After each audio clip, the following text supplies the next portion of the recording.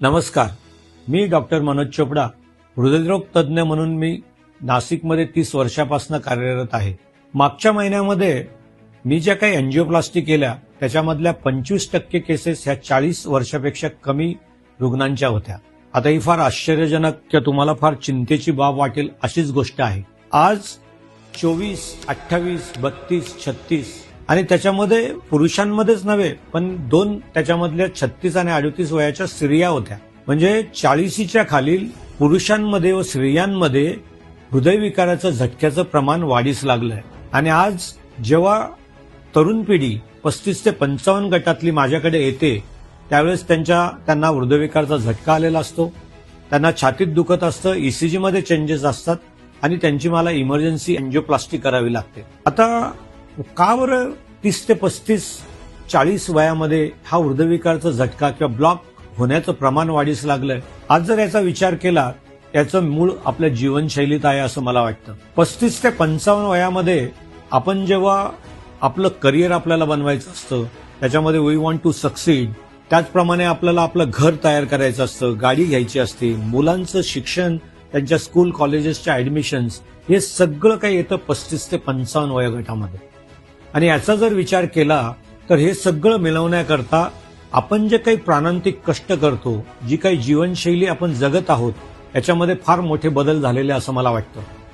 खाण्यापिण्याच्या बदललेल्या पद्धती, आपण कोणाबरोबर खातो, काय खातो, केव्हा खातो, कसं खातो, ह्या सर्व गोष्टी महत्वाच्या ठरतात.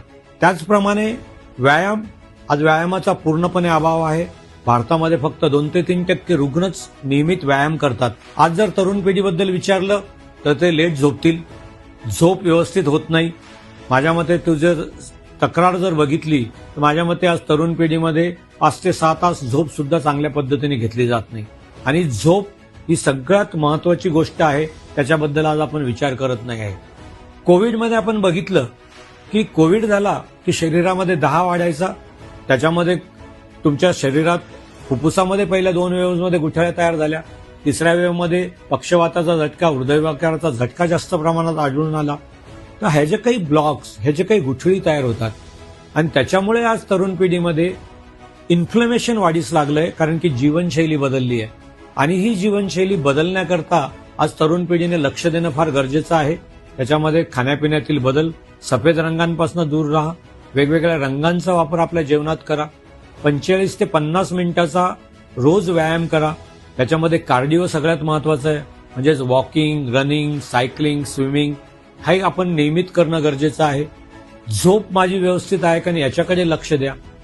आणि सगळ्यात महत्वाचं, आपली जी काही रिलेशनशिप आहे, आपलं जो काही कुटुंब, आपला मित्रपरिवार, आपले जे काही सहकारी आहे, त्यांच्याबरोबरचे संबंध कसे सुधारता येतील.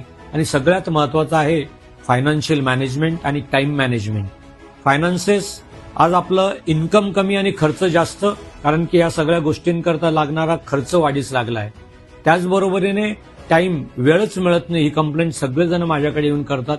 पण माझ्या मते आपल्याला जो काही वेळ मिळालेला आहे तो वेळ आपण कशा पद्धतीने कारणीभूत लावू शकतो चांगल्या पद्धतीने, याचा विचार करणं गरजेचं आहे. आणि सगळ्यात महत्वाचं म्हणजे आपण आनंदी राहण्यासाठी मी जे काही काम करतो आहे त्याच्यात मला आनंद मिळतो का, आणि संध्याकाळी 7 वाजेनंतर सुद्धा माझ्या सकाळच्या एनर्जी लेवल्स संध्याकाळी पण असतात का, याचा विचार कुठेतरी करा.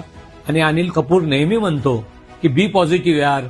तर माझ्या मते पॉझिटिव्ह राहा आणि ह्या आजारांपासून दूर राहण्याकरता ह्या गोष्टींचा विचार करून त्याच्यात बदल घडवून आणा की जेणेकरून तुमचं आरोग्य चांगलं राहील. आणि हा व्हिडिओ तुम्ही तुमच्या तरुण मित्रांमध्ये जरूर पोहोचवा, कारण की मी जो काही हे आजार 35 ते 55 गटामध्ये बघतो आहे त्याच्यापासून मी दूर कसा राहू शकतो याचं एक मेसेज आपण समाजामध्ये पोहोचवणं गरजेचं आहे.